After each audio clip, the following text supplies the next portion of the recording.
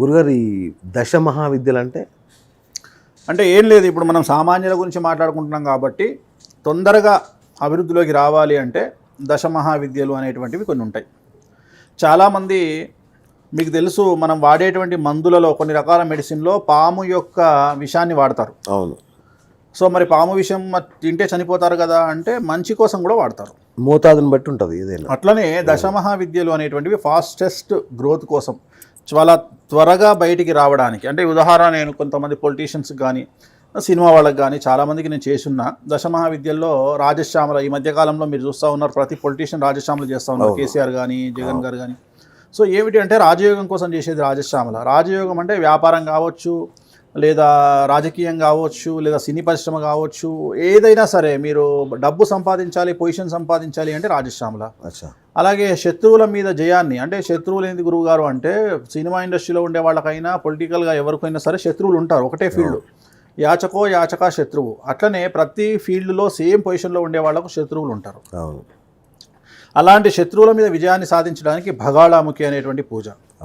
అలాగే ఆడవారికి సంబంధించి వశీకరణానికి సంబంధించి ఉండేటువంటి పూజలు తారా చిన్నమస్త. అంటే ఇదేంటి వశీకరణం ఎంతవరకు కరెక్టు అంటే వశీకరణం అనేటువంటిది ఉంటుంది. ఉదాహరణ, ఇప్పుడు ఒక సినిమా హీరో, ఒక ప్రముఖ సినిమా హీరో ఎవరో అనుకుందాం మనం ఎగ్జాంపుల్. ఆ హీరో వచ్చాడు, ఆయన మాట్లాడే మాటలు అందరు జనాలు విపరీతంగా తండోపతండాలుగా వస్తూ ఉన్నారు, బట్ అవి ఓట్లలోకి కన్వర్ట్ అవ్వడం లేదు అంటే వశీకరణం లేదు అని అర్థం.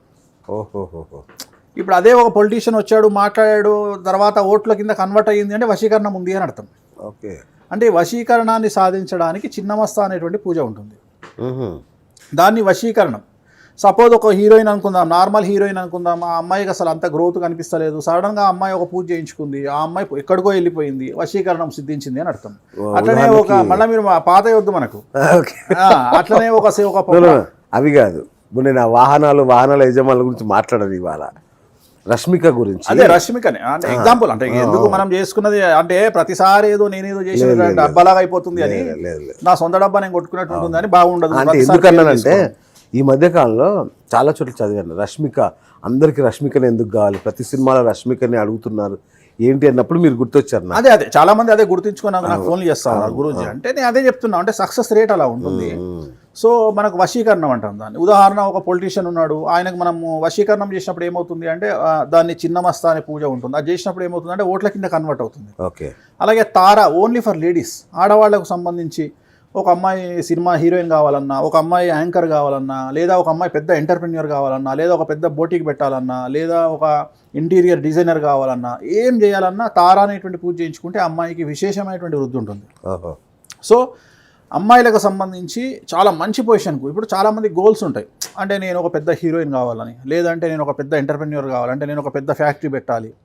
చాలామందికి చాలా రకాల కోరికలు ఉంటాయి. సో నేను సాఫ్ట్వేర్ పొజిషన్లో హెచ్ఆర్ రావాలని ఉంటుంది, ఒక అమ్మాయికి టీమ్ లీడర్ కావాలని ఉంటుంది. సో వీళ్ళందరికీ ఉండాలంటే ఏంటంటే తారా చిన్నమస్త అనే పూజలు చేసుకుంటే ఆడవారికి ఏంటంటే వశీకరణం. మనం మాట్లాడినప్పుడు అవతలి వాళ్ళు మనకు బెండవడం అంటే మన పట్ల ఒక రకమైనటువంటి అభిమానాన్ని పెంచుకోవడాన్ని వశీకరణం అంటాం. అప్పుడే ఇప్పుడు మనం ఒక హీరోను ప్రేమిస్తున్నామంటే అభిమానం, పొలిటీషియన్ను ప్రేమిస్తున్నామంటే అభిమానం, ఆ మనిషికి ఓట్లేస్తున్నామంటే అభిమానం. ఇప్పుడు సడన్గా super star in the sense ఒక సడన్గా ఒక పొలిటీషియన్ అనే వ్యక్తి సడన్గా తన గ్రాఫ్ పడిపోయి అతనికి కాకుండా వేరే వాళ్ళకి ఓట్లు పడుతున్నాయి అంటే తన యొక్క చరిష్మా తగ్గిపోయిందని అర్థం. అంటే అప్పటి వరకు తనకు ఉన్నటువంటి వశీకరణం పనిచేస్తలేదని అర్థం. అంటే తన వశీకరణం మళ్ళీ చేసుకోవాల్సిన పరిస్థితి. సో ఈ వశీకరణానికి సంబంధించి కానీ, రాజయోగానికి సంబంధించి కానీ, శత్రువుల మీద జయానికి సంబంధించి కానీ, స్త్రీమూర్తులకు సంబంధించినటువంటి అభివృద్ధికి కానీ ఈ 4 దశమహావిద్యలు 10, బట్ ఈ 4 మాత్రమే మనకు సామాన్యంగా అందుబాటులో ఉంటాయి. సో వాటిల్లో నేను ఒక టాప్ లెవెల్ నుండి గ్రౌండ్ లెవెల్కు తీసుకొచ్చినటువంటి పరిస్థితి. అంటే ఉదాహరణ, ఇప్పటి వరకు కూడా రాజశ్యామల, భగాళముఖి, తారా చిన్నమస్త అన్ని కూడా ఒక్కొక్క పూజ చేయాలంటే 50 లక్షల రూపాయలు ఖర్చు అయ్యేది. ఉదాహరణ, మన కేసీఆర్ గారు చేసింది అయితే కొన్ని కోట్లు మీకు తెలుసు రాజశ్యామల, బట్ నేను దాన్ని మొత్తం టోటల్ డౌన్ టు ఎర్త్ తీసుకొచ్చినటువంటి పరిస్థితి.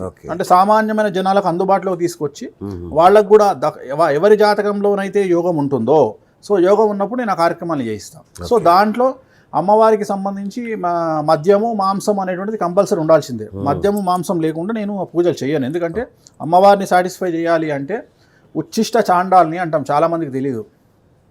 మేము చేసే పూజలన్నీ కూడా వామాచార పద్ధతిలో చేస్తాం. వామాచారం అంటే ఎడమ చెయ్యి. సో ఎడమ చెయ్యితో మేము చేసేటువంటి పూజలన్నీ కూడా నాన్ వెజ్ లిక్కర్తో ఆవాహన చేస్తూ అమ్మవారిని ఆ పూజలు చేస్తాం. చేసినప్పుడు ఏం చేస్తుంది అంటే అమ్మవారు ఇమ్మీడియట్గా రియాక్ట్ అయ్యి ఎవరి కోసం అయితే మనం ఆ పూజ చేస్తున్నామో ఇమ్మీడియట్గా ఆ పూజకు ఫలితాన్ని ఇస్తుంది. అంటే ఆ వ్యక్తి కోసం ఇమ్మీడియట్ రిజల్ట్ ఇస్తుంది అమ్మవారు. మీరు మామూలుగా చేసుకుని అంటే ఉదాహరణ మనము ఇప్పుడు మనం చాలా సాంప్రదాయక ఆరోగ్య ఔషధ విషయాలలో ఉదాహరణ కొంతమంది హోమియోపతి నమ్ముతారు, కొంతమంది ఆయుర్వేదం నమ్ముతారు.